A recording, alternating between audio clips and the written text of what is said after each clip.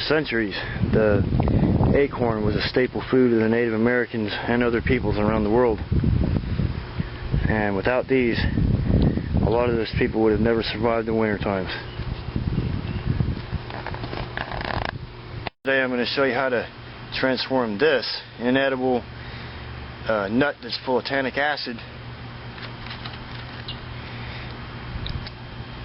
into an edible food that looks very much like this dried acorn nut right here, which you can then grind up into a flour and make bread out of, or make pancakes or anything you'd want to.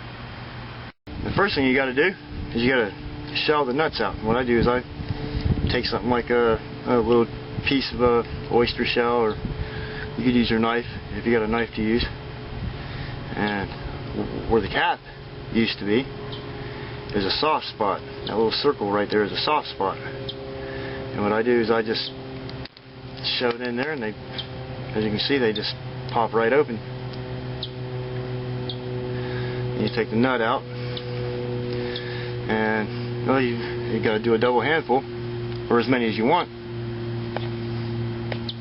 If you intend to make several pounds of bread out of the acorns, well, of course you would need several pounds of processed nuts to do that with.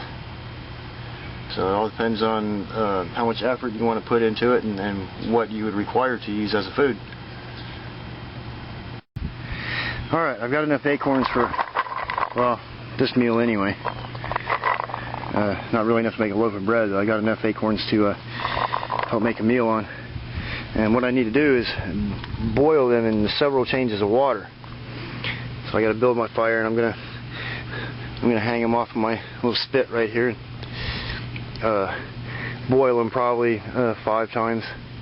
Boil them, pour the water off, boil them again, pour the water off. I'll do that, well, 4 or 5 times, and that should be sufficient. Okay, 2 green sticks and a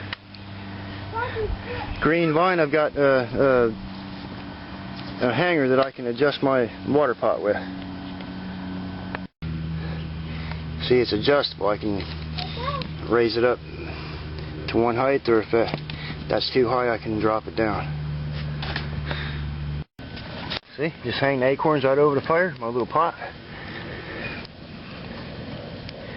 And I'll have to maintain my fire. That's why I just use just enough water to cover my acorns, so it doesn't take so long to boil. And that's really all you need, just enough to cover. 4 more times of doing this, and I'll be ready to eat my acorns. And of course, if you're a fair weather camper and you have a coffee pot and a propane stove, you can cook your acorns like that too. But I prefer the traditional method, doing over a wood fire. Alright, I just took them off the fire from the second boil. As you can see, the water turns brown, like brackish water, and it's because of the tannic acid. It's inside the nuts.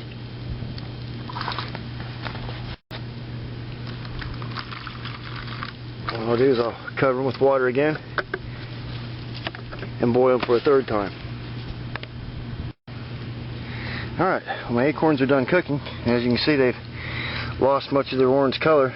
They still have kind of like a little bit of a greenish color to them. But from this stage, if I had enough of them, what I'd want to do is set them on the coals like that and let them roast until they were dry, like I did these here. Just dry them right out until they're absolutely crunchy dry. And then I could grind those up and make flour out of them. But tonight what I'm going to do, because I'm hungry, I'm just going to go ahead and eat these just the way they are. And they're fine to eat like this. They're kind of like any other nut or a bean. See, all you do is just eat them right up. Really good. They have kind of a salty flavor to them.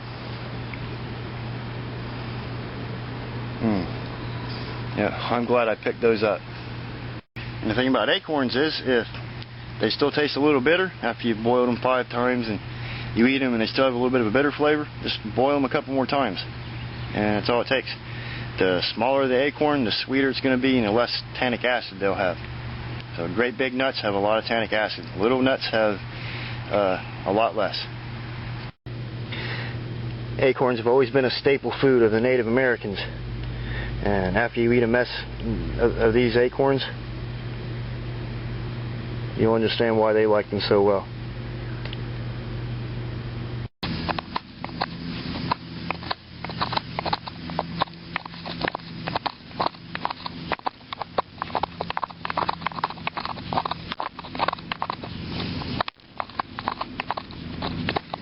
This acorn flour is going to be good.